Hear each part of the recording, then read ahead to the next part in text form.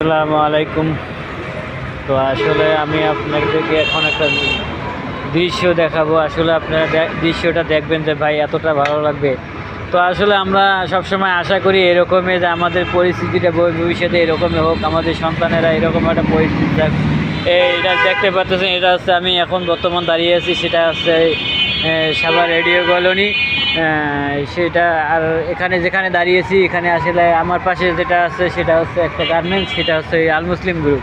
তো আসলে এই যে সামনে যেটা দেখতে পাচ্ছেন এটা হচ্ছে স্কুল।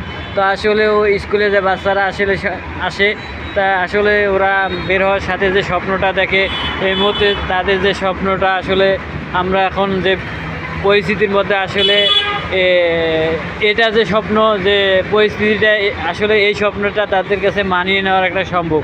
তো আসলে এই স্বপ্নটা আমরা যেন সবসময় ধরে রাখতে পারি, এর জন্য তাদের পাশে থাকার প্রয়োজন এবং সাপোর্ট আমরা আশা করবো সেই সাপোর্টটা সবসময় তাদেরকে দিয়ে থাকবো। তো আসলে এই যে এটা এটা হচ্ছে আমার ফাজিল ভাই, দীর্ঘদিন তার সাথে আমি চাকরি করছিলাম। তো আসলে কারণ বিষয় হয়তো বা আমি এখন অসুস্থতার কারণে সে চাকরি বাদ দিয়ে, তো ও একটু চাকরি করে একসাথে চাকরি করছিলাম সেই আল মুসলিম গ্রুপে।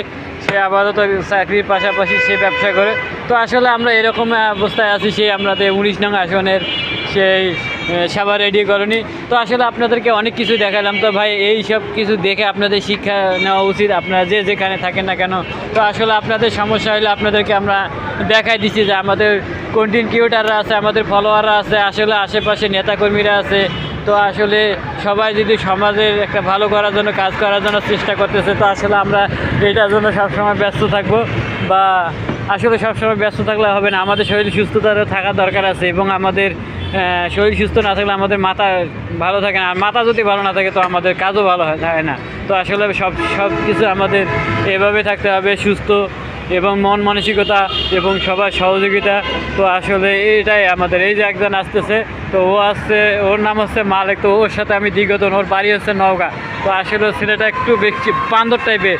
তো আসলে ফাজলামি একটু বেশি করে, কিন্তু ছেলেটা খুবই ভালো। বাড়ি হলো নওগাঁ ডিস্ট্রিক্ট।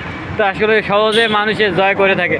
তো সে এখানে যে এই তিনজনে আমরা একসাথে কাজ করছিলাম। তো যাই হোক, আমার ফুটেজটা এখানে দেখাতে পারলাম না।